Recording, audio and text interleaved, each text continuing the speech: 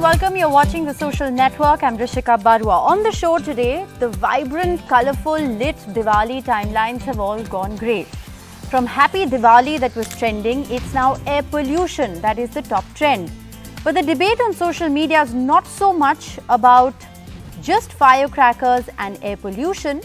Kapil Mishra of the BJP has made it about a celebration of Hindu religion, encouraging his 1.2 million followers on Twitter to celebrate this festival with firecrackers as a way to reclaim the Hindu festival. Those posting SOS messages over the hazardous air quality, pictures of grey skies, those posting messages about how they are having trouble breathing or have itchy eyes are being labelled online as liberals and are even being abused. Spiritual guru Sadhguru earlier said that air pollution is not a reason to prevent kids from experiencing the joy of firecrackers. He even asked people to sacrifice and walk to work for 3 days instead. But just how dangerous would it be if you actually had to walk out anywhere on the morning after Diwali? What is the health impact of this hashtag Pataka Twitter that has been trending? On the social network today, we are joined by a panel of experts to help us understand the impact of just how dangerous not just the air around us is right now, but also this narrative is. Because remember, there is a narrative online which suggests that firecrackers are all right because it's an aberration, it happens only to celebrate Diwali, it's a celebration of Hindu culture, a Hindu festival. However, while the air quality in Delhi NCR neighbouring areas is not just poor because of firecrackers, it's poor because of a whole host of reasons, firecrackers most definitely compound the problem. So joining us on the show today, we have from COP26 in Glasgow, Bhavreen Kandari, an environmentalist and a member of Warrior Moms. She's going to be joining us in just a short while from now, I'm told. Bhargav Krishna, Fellow, Centre for Policy Research, co-founder, Care for Air.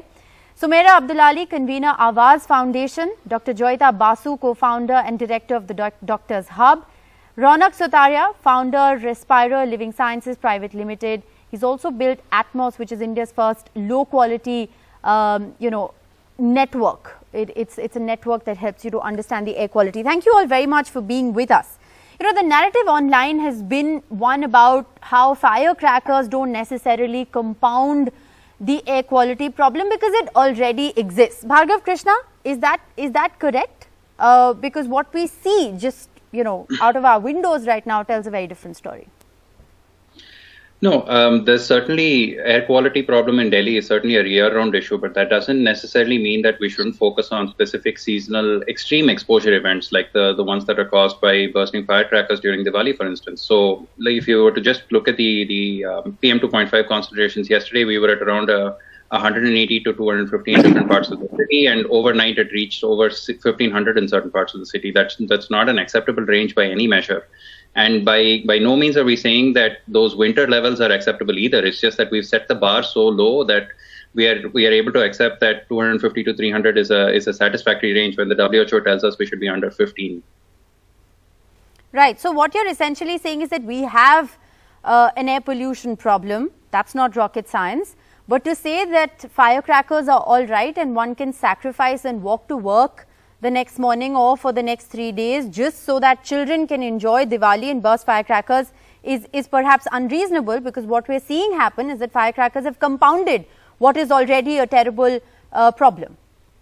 Absolutely. And my own work, and as well as the work of others that was published in this year alone, has shown that day-to-day variations in air pollution, especially such extreme variations in air pollution, can be a severe risk for mortality as well as hospital admissions for those who are over the age of 60, and almost 60%, 70% increase in risk of mortality in that age group, as well as for those who have pre-existing conditions like cardiovascular and respiratory diseases. So essentially, we are pitting this as a contest between the health of those we care, our parents and our grandparents and our family members, versus our enjoyment for a single day. Is that really the trade-off that we want to make? All right.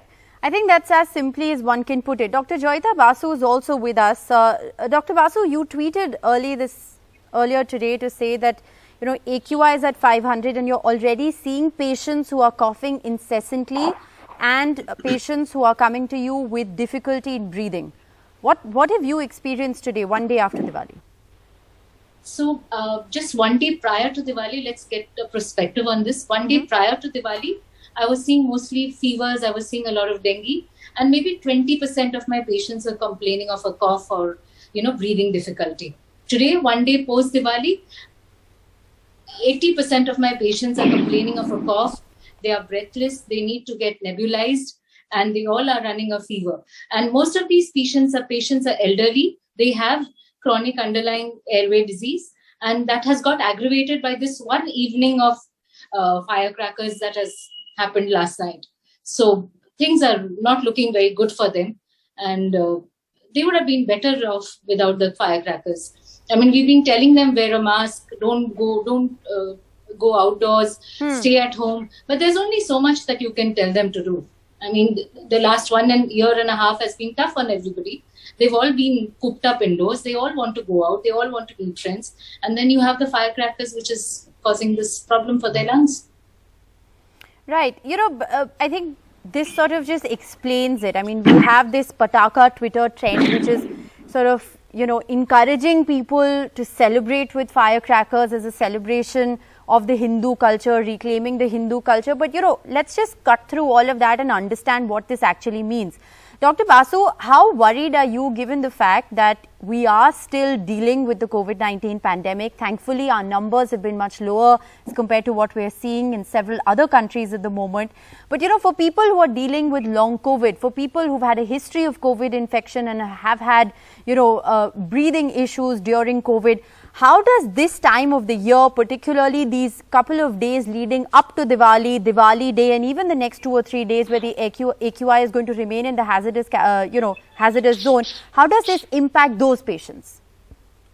So it has definitely aggravated their long COVID symptoms. They are coughing more. They have been needing nebulization. And it's just not the long COVID that is there. I'm also seeing a small uptick in the number of COVID cases. I saw only about 5 cases between mid-July to mid-September. And last 1 week, I've seen in 7 days, 10 cases, which is not a large number, but it's definitely a number which is worth looking at, considering people have been partying, not wearing masks and going out. And then you have the pollutants and you have the air quality index, which has gone up, and it's causing everybody to have difficulty in breathing. And the elderly are really more affected than anybody else. But it's not just the elderly. We are even seeing youngsters who have childhood asthma.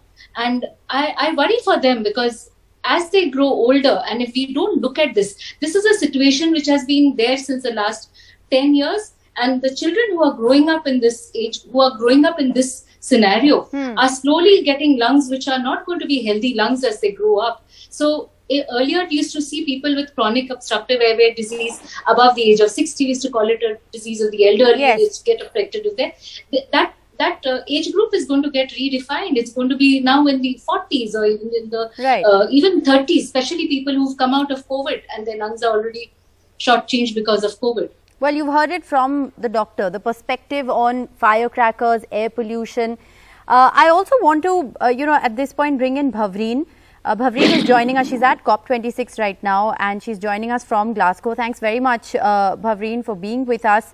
You're, of course, at the moment making a representation before COP26 on specifically focusing on the deadly impact of fossil fuel air pollution on children. And at one of your sessions at COP26, you actually talked about how you're in Glasgow where the AQI is below 20, but your own children who are in Delhi NCR are breathing in PM 2.5 levels, which is above 500. What's your experience been at COP? Yes, like I said, over here as well, and I think all of the other mothers and parents and delegates who are here, they were shocked to know this kind of an AQI exists, so staying, like just breathing here, 20 and feeling what my fellow citizens are going through. And, as you know, this is not nothing new for us. It's been there always. My girls are now 17 and this battle has been even before that. So what is it that we are doing? And that's exactly why we mothers, desperate mothers, had to come here to the COP to bring this message to Mr. Alok Sharma and to the COP to say that there doesn't seem to be an intent. And back home as well, I mean, I would like to ask a few questions. We're talking so much about crackers and whether they should exist, not exist, and the green and the, whether yes, we really need them. But what happened? What's happened to the smog towers? What happened to the tree transplantation? You literally killed so many trees in the name of tree transplantation. Have you ever gone back and seen what is happening to them? We have seen. They are dead. So in the most polluted capital of the world, you're cutting a tree every hour. In the most polluted capital of the world, we do not segregate waste. We have mountains of landfills. Bhavleen, you are a part of perhaps the biggest parent mobilization in history, the representation that you're making there at COP26. And, you're of course in a peer group of parents, and we're learning that, one of the parents there with you, one of the mothers actually lost a young child, to lung complications that were directly linked to air pollution. Can you tell us anecdotally a little bit about that? Yes, we have a mother with us here who's from the UK, Rosamund, who lost her 9-year-old daughter, of asthma, and that's the first case ever in the world where the law was brought in, a law was changed in the courts, and the cause of death has been written as air pollution. So it's very, very heartbreaking as a parent to see this, and of course she's a strong mother standing with all of us here, asking for the same ask of no to fossil fuels and no to coal. While of course our PM has gone there, and there lots is being said, has been said, but it's not the same. It's not what really it means. And everyone needs to read between the lines, and that's what the parents all over the world, this is more than 500 parent groups, and 44 countries have come together. You're there in Glasgow, and you're talking about complex issues, saying no to coal, saying no to fossil fuels. I mean, these are things that require a lot of policy re-engineering, and we are here today debating, hashtag Pataka Twitter, where you have people actually saying come out and burst firecrackers to reclaim Hindu religion online. So, I mean, it's just bizarre in so many ways. I want to also bring in Ronak Sutaria into the conversation here.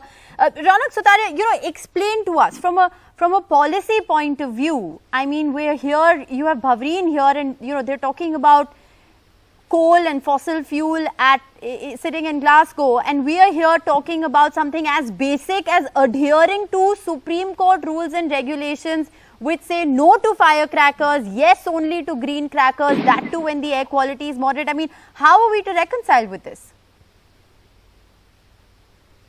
I mean, Rishika, I think the question tends to be that, a lot of well-known folks have said that, it's just one night that crackers are being burst, and, how bad can it get? People can, survive and next day walk to work and make up. The question is, if you were to drink water which was, at a particular level, and one night if you drank continuously water which was, 10x, 20x worse in terms of, let's say, dissolved solids, would you be all right? Water is visible to us, and we are okay.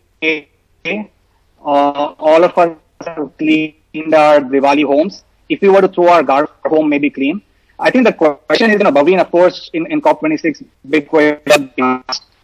We, of course, in Delhi and in our cities are running with the basics. But a few things I can tell you from what we've been looking at for the past few days, and specifically the last 24 hours, is that there are some pockets, even in Delhi, which have managed to stay half as bad as what some other pockets in Delhi are doing. Right. So this problem, while is existing all around, there are some parts who are trying to do their job, and I can tell you some location like Chandni Chowk, which has reported half of pollution levels of, let's say, the JN Stadium area or the Mandir Marg area. And that tells us that, if an effort is made, some pockets of cities can remain, the locations we spotted were at 400, whereas the others were at 800, 900. These are 12-hour levels. The safe levels, of course, are 60 micrograms. Yes. So there is efforts which, in terms of data can be seen. The other part we are seeing is that, we've been looking at pollutants beyond PM 2.5. I was looking at carbon monoxide levels to the city, and safe levels is 2 milligrams, which is 2000 micrograms. Most locations have reported between 4 to 6 milligrams in the air. That's 6,000 to 8,000 micrograms of carbon monoxide. You tell that to people who are breathing, have difficulty breathing. Yes. And we all know the oxygen issue right now. Yes.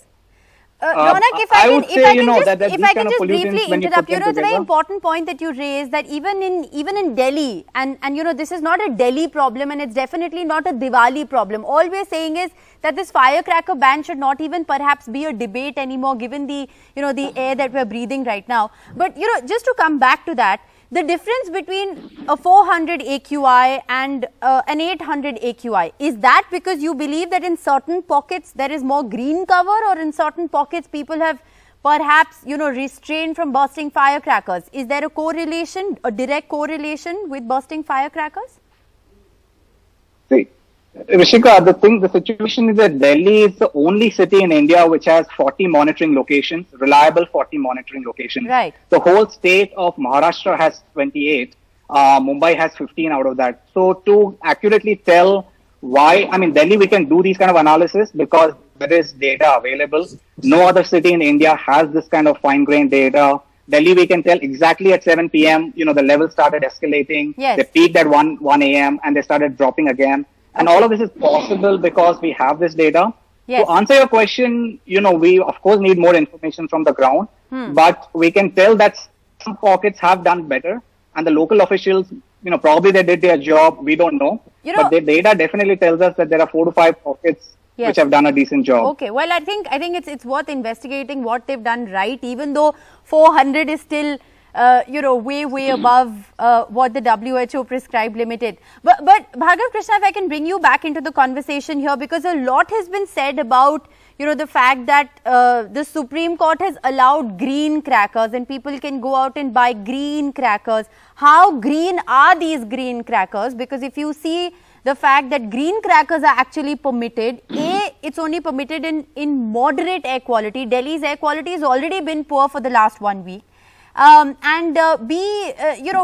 are seeing the worst air quality that we have in 3 years after Diwali. Absolutely, and I think that's an essential question. I think it's important to say straight off the bat that the idea of a green cracker is really an oxymoron. I don't think such a thing ever existed or will exist in the future. Anything that emits PM 2.5 or any other gas as a result of being burned is a pollutant, and no removal of some metals or some salts from these firecrackers will reduce the pollution significantly enough for them to ever be considered green. Okay. So this idea that a green cracker could even exist is a waste of time for us to debate, because that isn't a matter that can be clarified with any science at all. The issue with the Supreme Court order is also that I think there is a lot of mixed messaging in different parts of the country, where you have the Supreme Court at the last minute removing a Calcutta High Court order banning the sale of fireworks in West Bengal, for instance, or in West Bengal. You have this idea that the Supreme Court is saying that there is no all-out ban on firecrackers around the country, and that each government can take sort of local decisions. This kind of mixed messaging also promotes the idea that there is different levels of pollution that are acceptable in different parts of the country. So maybe Chennai isn't as badly polluted, but we saw yesterday, one night of firecrackers pushes the air quality levels in Chennai to as bad as they are on most days in Delhi. Yes. So this idea that there can be some kind of differential policy across different parts of the country doesn't really work. The only way forward is really to understand how to safely transition people who are working in this industry to other livelihood opportunities. So jobs aren't lost. This. Absolutely. Well, two quick last questions to Ronak and Dr. Joyita. Survival skill. Ronak, we've seen a proliferation of apps to measure air quality. Are they reliable? One, and are there certain times of the day even now which are, say, safe to get out and certain times not? Certain times of the day are safe. So Ronak, first on the apps. Dr. Basu, just so Ronak can first clarify on these apps. There are a whole host of apps now to gauge your air quality. So I think the government apps are reasonably good. They have limited coverage, but to my mind, frankly, the data may be off by, let's say, 20-30%, but invariably it has the right trends. then it's all right to use them. Typically, going with the government apps and there are a few private apps, but yeah, they are usually good to go with. Right, Dr. Basu, survival kit for the days to come. Yeah, so the air temperature, a lot of this AQI can go up and down, especially early morning and early evening when the air temperature is dipping, and also when there's more vehicular movement. So early hours between peak traffic time, that is between say 8 to 10 a.m. in the morning and say about 5 to 7 p.m. in the evening, that would be the time not to step out of the house. That would be the time to stay indoors. Okay. And maybe people can start going out for a walk, etc. Maybe later on in the day, say after 10:30 a.m., go between 10:30 and 3 p.m. kind of thing. So that would be better. And always wear a N95 mask. People are wearing all sorts of cloth masks and surgical masks. Okay. The N95 mask is the one that will help to keep the pollutants, which will help to filter the pollutants as compared to these two masks. Well, thank you all very much for joining us to make some sense of this polarized debate that one is seeing online about firecrackers. At the end of the day, it's really all about your health and well-being. So focus on that, and one sincerely hopes this discussion has been one step forward in that direction. Thank you all very much for joining us. Well, also on the show today, it's Virat Kohli's birthday. Rika Roy joins us. Rika, after vicious trolling, Anushka Sharma put out a post today saying Virat is honest and he shows guts of steel. Well, yes, that is coming from his wife, Anushka Sharma. But besides Anushka Sharma's post, there have been a lot of congratulatory messages for Virat Kohli. There's been a lot of fanfare, I would say, on internet after the vicious trolling that he was subjected to post him backing Mohammad Shami after the Pakistan match.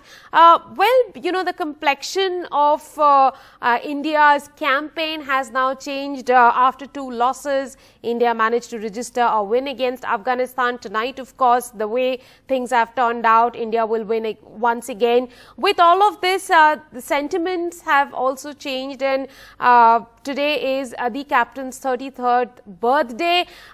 It's been a very dramatic and emotional time for Virat Kohli, if I may say. He ended his Royal Challengers Bangalore stint as a captain after 9 years without a trophy in the cabinet.